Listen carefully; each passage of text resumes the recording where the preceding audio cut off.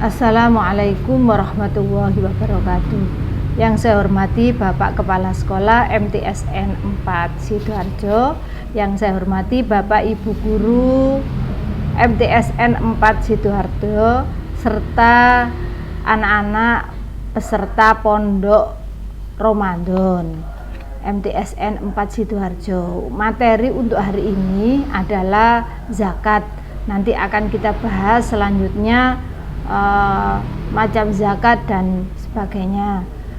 Pengertian zakat itu merupakan bentuk ibadah yang mempunyai dua dimensi, yakni vertikal kepada Allah, hubungan dengan Allah, dan horizontal kepada sesama manusia.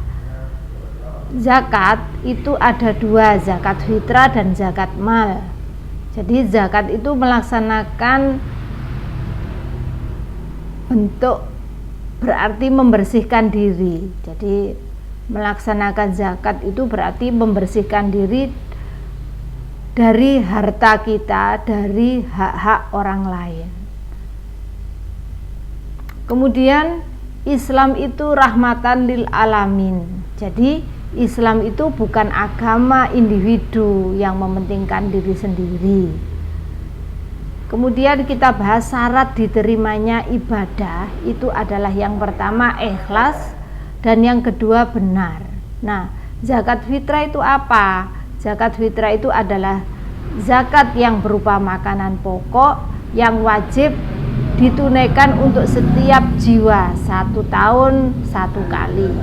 Besarnya berapa? Besarnya zakat fitrah itu 2,5 kg per jiwa, baik laki-laki, perempuan, anak-anak, dan orang dewasa.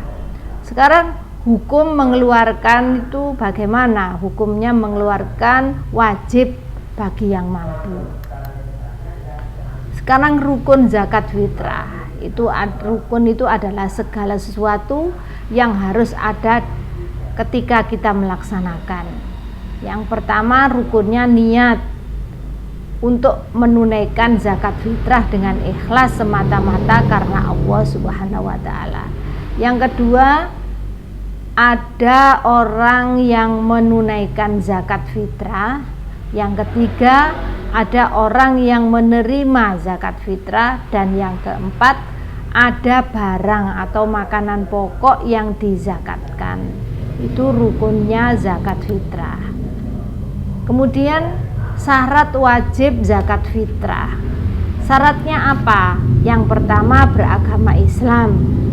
Jadi orang yang tidak beragama Islam tidak wajib menunaikan zakat fitrah. Nah, bagaimana kalau dia menunaikan zakat fitrah? Ya tidak sah. Kemudian yang kedua, mempunyai kelebihan makanan untuk dirinya, keluarganya pada malam hari raya Idul Fitri. Kemudian yang ketiga, masih hidup saat terbenamnya matahari pada akhir bulan Ramadan. Jika seseorang meninggal dunia sebelum terbenamnya matahari pada akhir bulan Ramadan, dia tidak wajib menunaikan zakat fitrah. Sekarang waktu zakat fitrah, kapan waktunya zakat fitrah itu? Ada ketentuan waktu tersendiri yang sudah ditentukan syara. Jadi zakat fitrah itu selaku pembersih diri, perbuatan sia-sia dan ucapan-ucapan yang kotor dari orang-orang yang berpuasa, dan sebagai makanan bagi orang-orang miskin. Barang siapa yang menunaikan sebelum sholat Idul Fitri itu adalah zakat fitrah yang diterima. Barang siapa yang menunaikannya sesudah sholat Idul Fitri, maka itu adalah sedekah dari sedekah-sedekah biasa. Hadis riwayat Abu Dawud. Kemudian tujuan zakat fitrah yang pertama, membersihkan diri dari berbagai dosa yang dilakukan selama menunaikan puasa Ramadan. Kita biasanya menggunjing, berkata-kata kotor, marah, atau menipu atau yang lain yang kurang baik. Kemudian yang kedua, memberi makan kepada orang fakir dan miskin. Jadi tujuannya zakat fitrah seperti itu. Kemudian yang kedua, zakat mal. Apa zakat mal itu? Zakat harta. Jadi harta yang kita miliki itu wajib ditunaikan bagi pemilik harta setiap setahun sekali. Yang pertama, zakat mal itu wajib dikeluarkan apabila harta yang dimiliki tersebut sudah mencapai nisab. Apa nisab itu? Batas minimal wajib zakat. Kemudian yang kedua, hukum mengeluarkan zakat mal itu adalah wajib.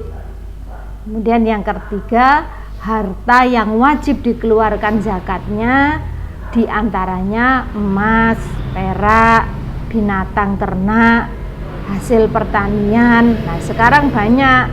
Selain itu ada namanya zakat profesi sekarang itu seperti itu. Misalnya dia seorang guru atau pegawai atau pejabat. Nah, ini namanya biasanya kalau zaman sekarang disebut dengan zakat profesi.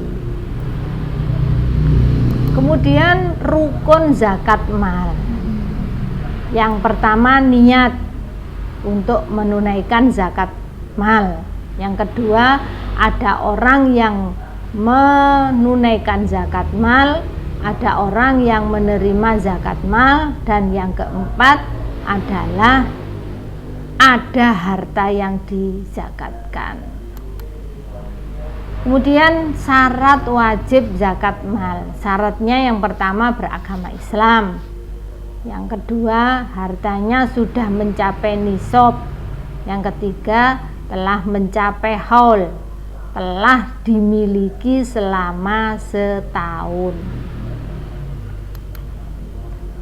Nisab dan waktu zakat mal.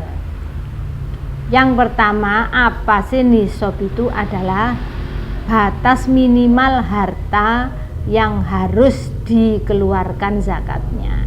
Yang kedua, waktu menunaikan zakat mal adalah setahun setelah harta tersebut dimiliki dan mencapai nisab. Yang ketiga, barang tambang selain emas, perak tidak wajib dizakati. Nisab emas itu berapa? 93,6 gram. Zakatnya 2,5%. Nisab perak berapa? 624 gram. Zakatnya 2,5%, sama atau sekitar 15,6 gram. Nah, kalau orang sekarang investasi nggak emas, bukan perak, investasi tanah, rumah, bangunan, deposito. Nah, jika telah mencapai nisab, itu bagaimana? Dikonversikan seperti mempunyai emas. Kemudian sekarang akibat buruk bagi orang yang tidak mengeluarkan zakat. Jadi orang yang tidak mengeluarkan zakat itu yang pertama berdosa besar, tidak menaati perintah Allah, melanggar HAM karena zakat fitrah menjadi hak orang lain, terutama fakir miskin. Yang kedua, terancam dalam pandangan Allah, yaitu dan sesama manusia dia enggan membayar zakat fitrah, dia berarti orang yang bakhil. Yang ketiga, terancam dengan siksa neraka. Orang yang berhak menerima zakat itu ada 8. Yang pertama, fakir, miskin, amil, mu'alaf, rikob, ghorim, sabilillah, dan ibnu sabil.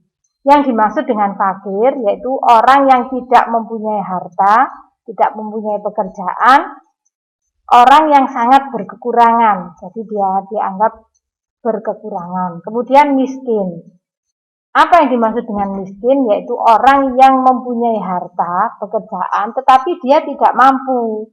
Itu disebut dengan miskin. Kemudian amil. Amil juga orang yang berhak menerima zakat. Apa yang dimaksud dengan amil itu adalah orang yang bekerja mengumpulkan dan membagikan zakat. Sedangkan ia tidak mendapatkan upah selain zakat, itu disebut dengan amil. Yang keempat, mu'alaf. Apa mu'alaf itu? Orang yang baru masuk Islam. Kemudian rikob, budak, itu orang yang berhak menerima zakat. Kemudian horim. Apa yang dimaksud dengan horim? Horim adalah orang yang punya hutang banyak. Itu juga berhak menerima zakat. Kemudian sabilillah, yaitu orang yang melakukan kebaikan yang diridhoi oleh Allah. Itu disebut dengan sabilillah. Yang kedelapan, ibnu sabil, yaitu orang yang sedang mengadakan perjalanan atau musafir dalam rangka mencari ridho Allah. Mungkin cukup keterangan ini tentang zakat. Saya akhiri. Assalamualaikum warahmatullahi wabarakatuh.